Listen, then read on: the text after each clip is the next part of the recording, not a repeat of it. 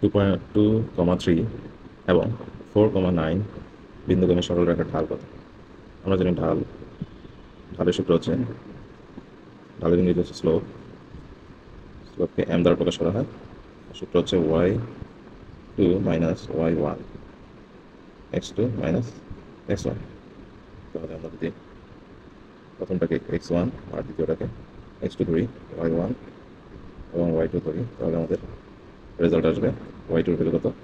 9 minus y1 এর value হচ্ছে, sorry এখানে ভ্যালু হচ্ছে, এটা হচ্ছে x1 y1 আর এটা হচ্ছে x2 y2 x2 y2। তাহলে আমাদের ভ্যালু আসে y2 মাইনাস y1, y1 এর ভ্যালু হচ্ছে 3,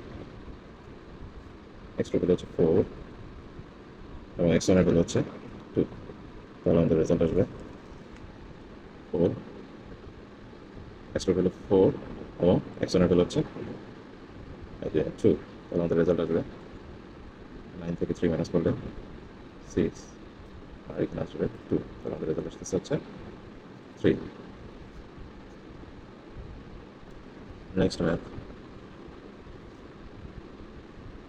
একটি ত্রিভুজের তিনটি কোণের অনুপাত 3:4:5 হলে ক্ষুদ্রতম কোণ কত?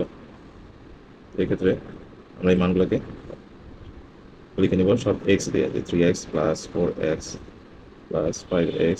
আমরা জানি যে একটা ত্রিভুজের টোটাল ডিগ্রি হয় 180 ডিগ্রি, 180 ডিগ্রি। তাহলে আমাদের রেজাল্ট আসে, এটা হচ্ছে ক্ষুদ্রতম কোণ, এটা মধ্যম আর এটা হচ্ছে বৃহত্তম। তাহলে আমাদের রেজাল্ট আসে 5, 4, 9, 9 আর 3 হচ্ছে 12।